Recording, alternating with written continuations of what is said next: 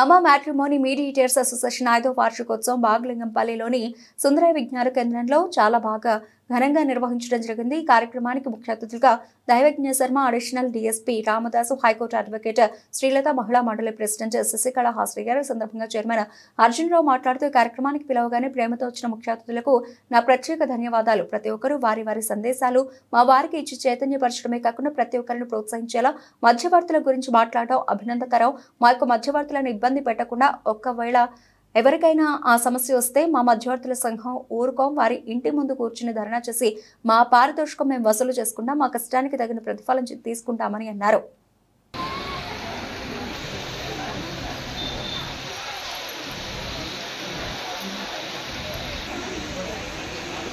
మీ చప్పట్లతో మీ ఆనందాన్ని తెలియాలని కోరుకుంటూ తప్పగా ఉంటుంది. అలా చప్పట్లు కొడుతూ ఉత్సాహంలో కూడా very good sir. Thank you very much.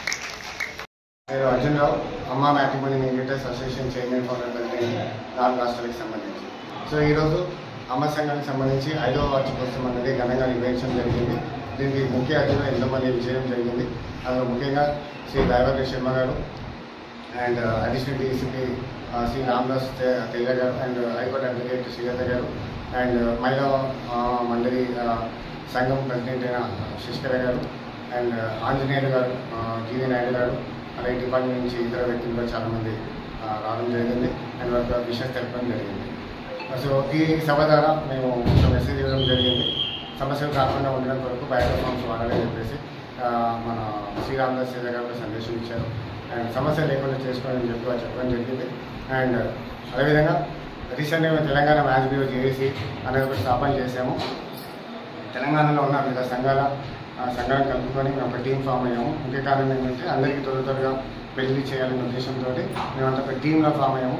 ఇప్పుడు అమ్మా సంఘం అధ్యక్షుడిగానే కాకుండా తెలంగాణ రాష్ట్ర జాయింట్ యాక్షన్ కమిటీ చైర్మన్గా పదవిలో కూడా ఉండి కొనసాగుతున్నాము. డెఫినెట్గా మ్యాచ్ బ్యూరో వ్యవస్థలో ఉన్న చిన్న చిన్న ఏదో సమస్యలు ఉన్నాయో వాటిని అధిగమించే విధంగా మేము తెలంగాణ చేసి ప్రెసిడెంట్గా పనిచేయబోతున్నాం. And at the same time customers కూడా ఏమైనా సమస్యలు వస్తే మేము స్వీకరిస్తాము. మీరు మా దగ్గర ఫిర్యాదు తీసుకురావచ్చు.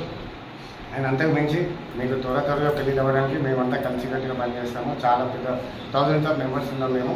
అండ్ ఎవరైనా సరే వాళ్ళు పలానా అమ్మ సంఘం వ్యక్తులని ఒక ఐడి కార్డు చూపిస్తే మీరు వాళ్ళకి నమ్మకంతో మీ యొక్క ఫోటో బయట ఇవ్వచ్చండి. అండ్ నేను చెప్తున్నాను ఆ విషయంలో. అదే కాకుండా Telangana marriage bureau joint action committee అని వాళ్ళని చెప్పినట్టయితే కూడా మీరు వాళ్ళకి మీ యొక్క ఫోటో బయట అనేది మీ పిల్లగా బయట ఇవ్వచ్చు. తప్పకుండా మీకు పెళ్లి చేసి పెడతారు. ఎందుకంటే అందరం ఇంతమంది ఉంటాం కాబట్టి. సో అలాగే భవిష్యత్తులో మాకు ఎటువంటి గుర్తింపు లేదు. గుర్తింపు వచ్చే విధంగా సామాజిక సేవ కార్యక్రమాలు కూడా చురుగ్గా పంచుకుంటూ సో మా ఉనికిని చాటాలి అన్నట్టుగా మేము నిర్ణయించుకున్నాం. అండ్ అందుకు విజ్ఞప్తి ఏమనగా మీరు పెళ్లి సెటిల్ చేస్తే సంతోషంగా పారితోషికం ఇస్తారంటారు. దయచేసి సంతోషంగా ఇవ్వండి, ఇబ్బంది పెట్టకండి. మా మధ్యవర్తి కానీ 10 మందిలో ఎవరో ఒకరు ఇద్దరు ఉన్నారనుకోండి. కానీ అలాంటి వాళ్ళకి అలాంటి సమస్య వస్తే మాత్రం మా మధ్యవర్తులకి మేము అండగా ఉంటాం. ఎవరిని వదిలిపెట్టాం. ఇంటి ముందు వచ్చి దండాన్ని చేస్తాం. మా కష్టానికి తగ్గ ప్రతిఫలం బరాబర్ వసూలు చేసుకుంటాము. అలాంటి సిచ్యువేషన్ ఎవరు తెచ్చుకోవద్దని చెప్పేసి నేను మనవి చేస్తున్నాను. అండ్ ఎవరైనా రిజిస్ట్రేషన్ తప్పకుండా సర్వీస్ ఛార్జ్ ఇచ్చి సర్వీస్ తీసుకోండి అని చెప్పి నేను కోరుతున్నాను.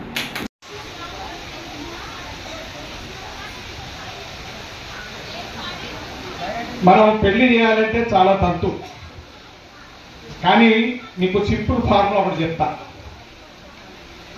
మీ దగ్గర మైక్ ఉందండి, మీరు 1, 2, 10 అనండి, పెళ్లి చేసి బిడ్డను కూడా కనిపెడతా. అది సాధ్యమా?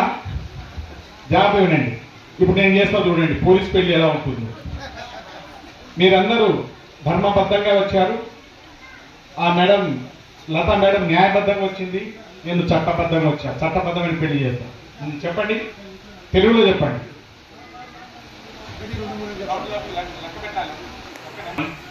తెలుగులో చెప్పండి. 1, 2 మీ ఒకటికి నేను చెప్పాలా?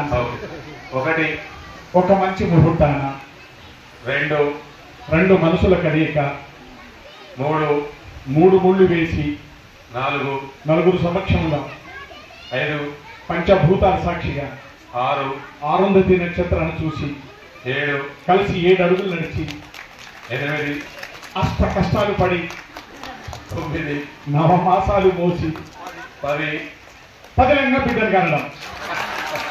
అయిపోయిందండి. 11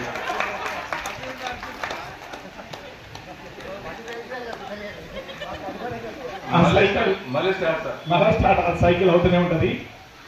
కాబట్టి అర్జున్ కానీ తర్వాత ఇంకొక మేడం రమ్య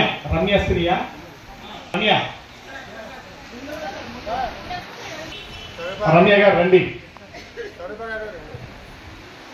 వీరు నగర నడిబొడ్డులో అసెంబ్లీ దగ్గర 0 కిలోమీటర్ దగ్గర నా ఆఫీస్ ఉంటుంది.